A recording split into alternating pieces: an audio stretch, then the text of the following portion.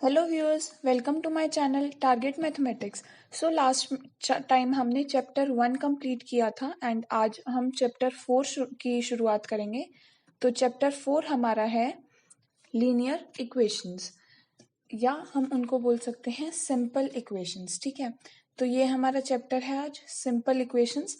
आज हम इस चैप्टर के पूरे बेसिक्स करने की कोशिश करेंगे और उसके बाद आप अपने क्वेश्चंस की करने की कोशिश कीजिएगा।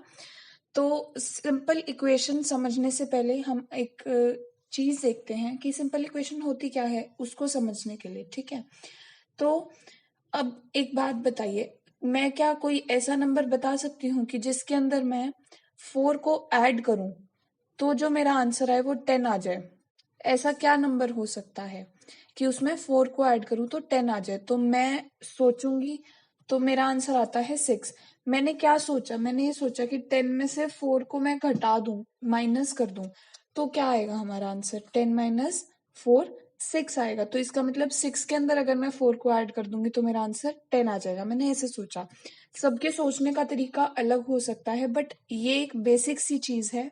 तो यहीं पे ये जो मैंने खाली बॉक्स बताया, इस खाली बॉक्स में मेरे को एक नंबर लिखना था।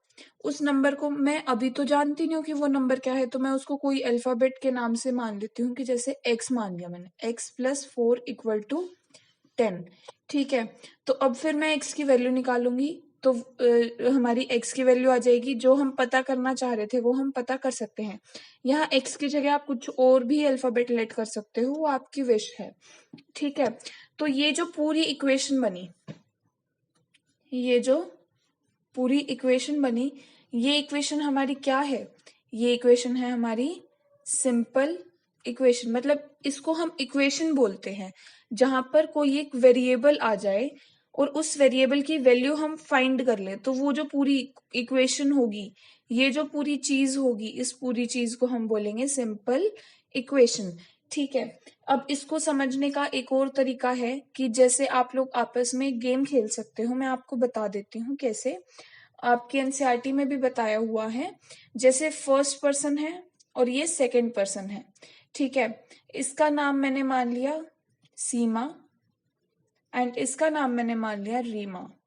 ठीक है, तो अब रीमा ने बोला सीमा को, ठीक है, सीमा को बोला आप एक नंबर सोचो। तो इन्होंने एक नंबर सोचा, फॉर एग्जाम्पल एक्स नंबर सोचा। जैसे कि मैंने बताया, जो हमें नहीं पता उसको हम कोई अल्फाबेट लेट कर लेते हैं। तो मैंने एग्जाम्पल ले लिया कि इसने एक्स सोचा। अब रीमा बोलती है कि जो तुमने नंबर सोचा उसको मल्टीप्लाई बाय 10 कर दो। तो इसने क्या कर दिया? 10x कर दिया। अब रीमा बोलती है इसमें आप 2 ऐड कर दो। तो इसका मतलब फिर इसका क्वेश्चन क्या बन गया? 10x plus 2। ठीक है, फिर उसके बाद रीमा ने बोला अब तुम्हारा आंसर क्या आया? ठीक है, अब तुम्हारा आंसर क्या आया? तो रीमा बोलेगी कि मेरा आंसर 12 आया। फॉर एग्जाम्पल, जो भी उसका आंसर आया वो आंसर बताएगा। ठीक है, तो अब आपको पता करना है, आप उसको बताओगे कि उन्होंने नंबर क्या सोचा था। ठीक है, तो ये तो हमारी क्या बन गई, उसने ये काम किया। उसने क्या किया? पहले नंबर के अंदर 10 को मल्टीप्लाई किया, फिर 2 को ऐड कर दिया, तब उसका आंसर 12 आया। तो ये हमारी जो बनी, इसको हम बोलेंगे सिंपल इक्वेशन। ठीक है, इसको सॉल्व करने का तरीका मैं आपको सेकंड एक्सरसाइज के बेस में बताऊंगी। अभी के लिए आपको ये पता चलना चाहिए कि सिंपल इक्वेशन होती क्या है। ठीक है, ये हमारी सिंपल इक्वेशन बन गई। अब उसके बाद सिंपल इक्वेशन को सॉल्व कैसे करते हैं, अब हम वो चीज पर चलेंगे। ठीक है, तो सिंपल इक्वेशन को सॉल्व करने के लिए हमारे पास कुछ ऑपरेशंस होते हैं। उन ऑपरेशंस को समझने के लिए मैं आपको एक एग्जाम्पल लेकर समझाऊंगी। मुझे एक बात बताइए कि क्या 2+4, ठीक है, 2+4 और 10-4 क्या सेम है? 2+4 क्या होता है? 6। 10-4 क्या होता है? 6। तो ये दोनों तो सेम है, इक्वल टू 6 है। अब मुझे एक बात बताओ, इसको हटा दो। मैंने आपको बोला add 5 on both side. Both side का मतलब इक्वल टू के राइट हैंड साइड भी और इक्वल टू के लेफ्ट हैंड साइड भी। ठीक है, तो मेरा क्या बन गया? 2+4+5 इक्वल टू 10-4+5। अब चेक करो क्या अब सेम है? 2+4+5, चैप्टर 1 में मैंने आपको इक्वेशंस को सॉल्व करना सिखाया था इस टाइप की, तो ये पूरा हमारा बनेगा 11। ठीक है, ऐसे ही 10 माइनस 4 6, 6 प्लस 5 11। दोनों साइड फिर से सेम है। इसका मतलब हम एक इक्वेशन के अंदर अगर कोई एक कांस्टेंट नंबर ऐड कर देते हैं, कोई भी नंबर ऐड करेंगे दोनों तरफ, तो जो हमारा बाद में आंसर आएगा वो भी सेम आंसर आएगा। ठीक है, तो ये हमारा एक रिजल्ट बन जाता है। ठीक है, तो आप उस रिजल्ट को कैसे लिख सकते हो? If we add the same number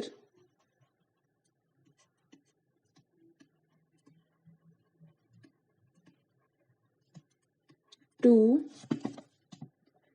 both sides of an equality, then the equation still holds। ठीक है, इसका मतलब यही हुआ कि अगर आप एक दो साइड सेम है, LHS और RHS सेम है, इक्वल टू के राइट हैंड साइड और लेफ्ट हैंड साइड में जो लिखा है उनका आंसर सेम आ रहा है, तो उसके बाद दोनों तरफ अगर आप कुछ भी ऐड करोगे तो भी आपका आंसर सेम ही आएगा। ठीक है, ऐसे ही हम एक और एग्जांपल लेके चलते हैं। जैसे मैंने ऊपर लिया था 10 माइनस 4 इक्वल टू 2 प्लस 4 लिया था, या फिर चेंज भी हो गया तो कोई दिक्कत नहीं है। अब मैं बोलूं कि सब्ट्रैक्ट 2 ऑन बोथ साइड। ठीक है, तो अगर मैं ये बोलती हूं तो मेरा क्या बन जाता है? 10 minus 4 minus 2 equal to 2 plus 4 minus 2। दोनों तरफ हमारा आंसर क्या आएगा? 4 ही आएगा। यहाँ पर दोनों तरफ हमारा आंसर 6 था, यहाँ पर दोनों तरफ हमारा आंसर 4 ही आ रहा है। ठीक है, ऐसे ही अगर आप मल्टीप्लाई करना चाहोगे, मल्टीप्लाई 2 ऑन बोथ साइड्स। ठीक है, इसी के अंदर करो, इसके अंदर करोगे तो थोड़ा कंफ्यूजन होगा, इसी के अंदर करो तो क्या बना? 2 multiply 10 minus 4 equal to 2 multiply 2 plus 4। इन दोनों इक्वेशंस को चेक करोगे तो आपका आंसर दोनों तरफ 12 ही आएगा। आप रीचेक कर सकते हो, जैसे कि मैं चैप्टर 1 में आपको समझा चुकी हूँ, वो चीजें मैं अब रिपीट नहीं करूंगी। अगर आपको इक्वेशन सॉल्व करनी नहीं आती तो आप पहले वो वीडियो को देखें और उसके बाद इसको दोबारा करें। ऐसे ही अगर आप डिवाइड भी करना चाहेंगे, divide by 4 on both sides, तब भी आपका आंसर सेम ही आएगा। इसी के अंदर कर लेते हैं, कोई दिक्कत नहीं है। तो मैंने क्या बोला? 2 मल्टीप्लाई 10 माइनस 4 को डिवाइड करो 4 से, 2 प्लस 4 को डिवाइड करो 4 से, तो जो आपका आंसर आएगा वो दोनों तरफ कितना आएगा? 3 आएगा। आप रीचेक कर सकते हो। तो यहीं से आपकी तीनों के लिए सब्ट्रैक्ट, एडिशन, मल्टीप्लिकेशन, डिवीजन, सबके लिए वो चीज ट्रू हो जाती है। तो आप सबके लिए एक रिजल्ट लिख सकते हो। ठीक है, तो आइए वो रिजल्ट लिख लेते हैं। मैंने कॉपी पेस्ट कर दिया है, आप भी अपनी कॉपी में इन रिजल्ट्स को लिख लीजिएगा।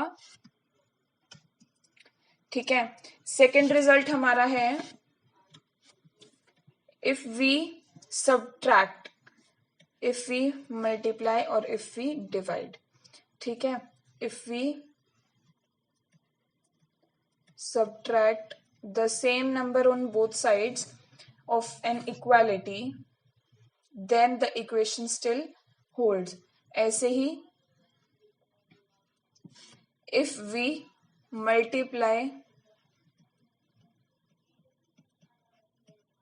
the same number to both sides of an equality, then the equation still holds।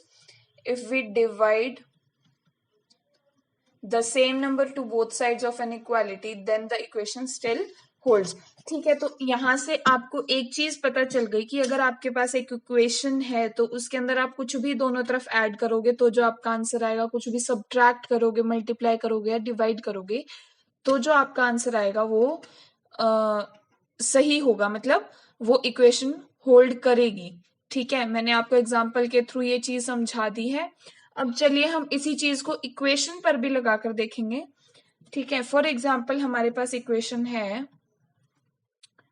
3n + 7 = 25। देखो मैंने आपको बोला था आप कुछ भी अल्फाबेट यूज कर सकते हो, यहाँ पर मैंने n यूज कर लिया, आपकी मर्जी है, आप कोई भी अल्फाबेट ले सकते हो। ठीक है, अब मुझे n की वैल्यू निकालनी है। अब मुझे n की वैल्यू निकालने के लिए आपको एक चीज समझनी पड़ेगी, जैसे कि आपका बोर्ड मास होता है ना, तो इसके अंदर से आपको एक चीज पता चलनी चाहिए कि पहले तो आपका जो सबसे पहला स्टेप होना चाहिए वो होना चाहिए एडिशन सब्ट्रैक्शन को हटाना, फिर होना चाहिए डिवीजन मल्टीप्लीकेशन को हटाना। ठीक है, अब यहाँ पर ये दोनों आपस में मल्टीप्लाइड हैं और ये अलग है। ठीक है, और बीच में क्या है, प्लस का साइन है, तो पहले मैं दोनों तरफ माइनस कर दूंगी इस नंबर को। ठीक है, मैं दोनों तरफ माइनस करूंगी, मैं क्या लिखूंगी, सब्ट्रैक्ट 7 ऑन बोथ साइड्स। ठीक है, तो आपका आंसर क्या बना, 3n + 7 - 7 = 25 - 7। अब आपको समझ आ रहा होगा कि मैंने सब्ट्रैक्ट क्यों किया, ताकि ये आपस में कैंसिल हो जाए, 7 - 7 0 बन जाए। ठीक है, इसीलिए मैंने ये चीज ऐसे करी। तो अब हमारा आंसर क्या बना, नेक्स्ट स्टेप में 3n = 25 - 7 करोगे तो कितना आएगा, 18 आएगा। ठीक है, अब आपको पता होना चाहिए यहाँ पर ये मल्टीप्लाई में है, तो मुझे इस तरफ 1n करना है, तो मुझे क्या करना पड़ेगा, दोनों तरफ 3 से डिवाइड करना पड़ेगा, है ना। तो उसके लिए आप क्या लिखोगे, डिवाइड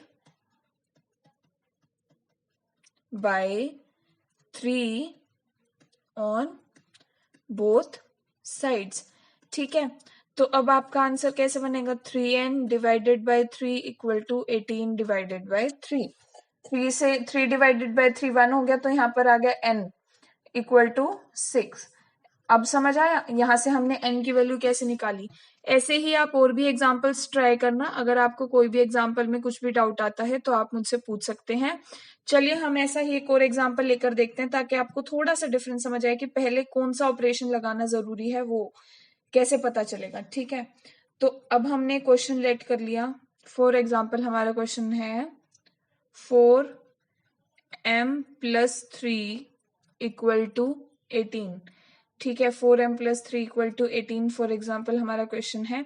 अब आपको देखना पड़ेगा कि पहले ब्रैकेट्स हैं, ठीक है, और ब्रैकेट के बाहर क्या है, मल्टीप्लाई है, तो इसीलिए आपको पहले डिवाइड करना पड़ेगा, प्लस नहीं। उस टाइम आपको देखोगे तो उस टाइम क्या था, उस टाइम आपका यहाँ पर 3n ही मल्टीप्लाइड था, बीच में जो मेन साइन था वो प्लस था, यहाँ पर जो मेन साइन है वो मल्टीप्लाई है। पहले आप ऐड करोगे फिर मल्टीप्लाई करोगे ना, तो इसीलिए पहले जो लास्ट वाला स्टेप है वो यहाँ पर सबसे पहले होना चाहिए। ठीक है, तो जैसे कि यहाँ पर पहले आपको ऐड करना था, बाद में मल्टीप्लाई 4 से करना था, तो यहाँ पहले 4 से डिवाइड करोगे। ठीक है, divide by 4 on both sides. ठीक है, तो आपका आंसर क्या बनेगा, 4m + 3 को डिवाइड करना है 4 से, = 18 को डिवाइड करना है 4 से। 4 से 4 1 बन गया, मैंने कैंसिल कर दिया, कोई दिक्कत नहीं है। यहाँ पर क्या बनेगा, 9/2, तो आपका आया m + 3 = 9/2। अब आपको दिख रहा होगा यहाँ पर नेक्स्ट स्टेप हमारा क्या होना चाहिए, नेक्स्ट स्टेप हमारा होना चाहिए कि हम दोनों तरफ 3 माइनस कर दें, तो सब्ट्रैक्ट 3 ऑन बोथ साइड्स। ठीक है, तो अब हमारा क्या होगा, m + 3 - 3 = 9/2 - 3।